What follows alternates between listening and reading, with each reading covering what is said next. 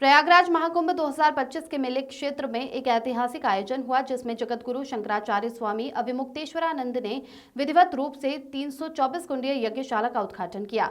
इस दौरान यज्ञशाला में प्रवेश करने से पहले शंकराचार्य जी ने पूजन कार्य संपन्न किया और आशीर्वाद प्रदान किया। इस अवसर पर यज्ञशाला में पंचदेव गो प्रतिष्ठा महायज्ञ का आयोजन किया जाएगा। ये महायज्ञ न केवल धार्मिक महत्व रखता है, बल्कि ये भारतीय संस्कृति और परंपराओं की पुनः प्रतिष्ठा का प्रतीक है। स्वामी अविमुक्तेश्वरानंद ने कहा कि ये यज्ञशाला और महायज्ञ देशवासियों को धर्म, आस्था और समृद्धि की ओर मार्गदर्शन करेंगे।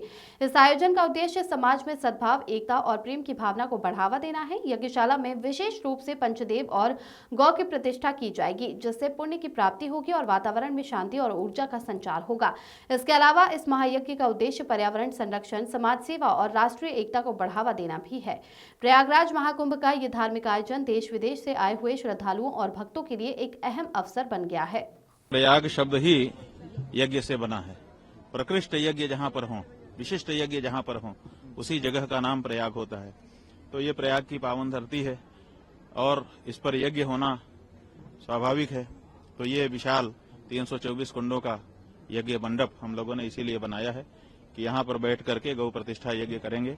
गौ माता को उनकी खोई हुई प्रतिष्ठा वापस दिलाने के लिए ये यज्ञ हो रहा है और हम यहाँ पर देवताओं को भी आह्वान कर रहे हैं, प्रसन्न कर रहे हैं। देवता यज्ञ मंडप के अंदर आए, विराजमान होकर के हमारी आहुतियां स्वीकार करें और हमें आशीर्वाद दें।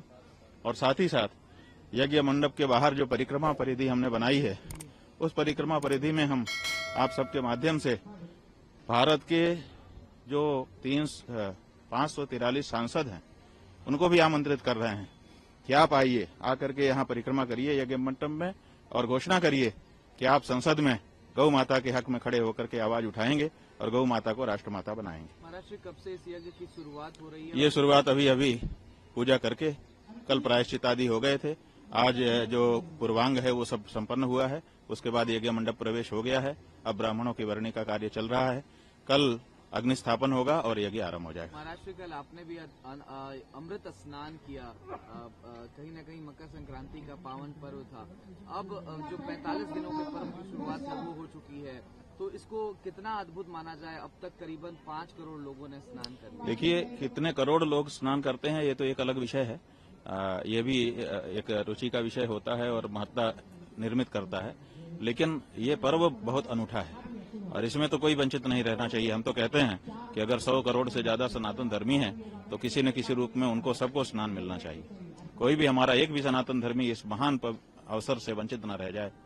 इसलिए जो लोग आ रहे हैं वो आ रहे हैं, जो नहीं आ पा रहे हैं उनके लिए यहाँ से जल जा रहा है। और हम भी जो मुख्य पर्व आएगा उसमें कुंभ का जल उसी दिन का संचित करेंगे और जो वंचित रह गया होगा सबको पहुंचाएंगे। महाराष्ट्र भारतवर्ष ही नहीं, अभी तो पूरी दुनिया चाहती है कि वो कुंभ के इस पावन घड़ी में प्रयाग की पावन धरती पर स्नान करे। पूरी दुनिया के लोग यहाँ आ रहे हैं। तमाम बड़ी संख्या में फॉरेन के विजिटर्स भी यहाँ पर आ रहे हैं स्नान करने के लिए, कल जैसा हमने देखा भी। नहीं, ठीक है, ये भारतीय संस्कृति का वैशिष्ट्य है।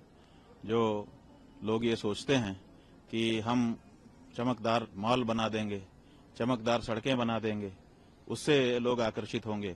उनको पूरे विश्व को इस बात का विचार करने की आवश्यकता है कि रेत में सोने के लिए पूरे विश्व से लोग क्यों आकर्षित होकर के आ रहे हैं। इसका मतलब है कि भौतिक आनंद से बड़ा कोई आध्यात्मिक आनंद है और उसकी उपलब्धि भारत के पूर्वजों ने की थी और भारत में आज भी उसके बीज विद्यमान है। महाकुंभ से जुड़ी खबरों को जानने के लिए हमारा चैनल संगम एक्सप्रेस न्यूज को लाइक करें, शेयर करें, सब्सक्राइब करें। प्रयागराज के महाकुंभ से जुड़ी खबरों को देखने के लिए संगम एक्सप्रेस न्यूज को सब्सक्राइब करें, लाइक करें, फॉलो करें।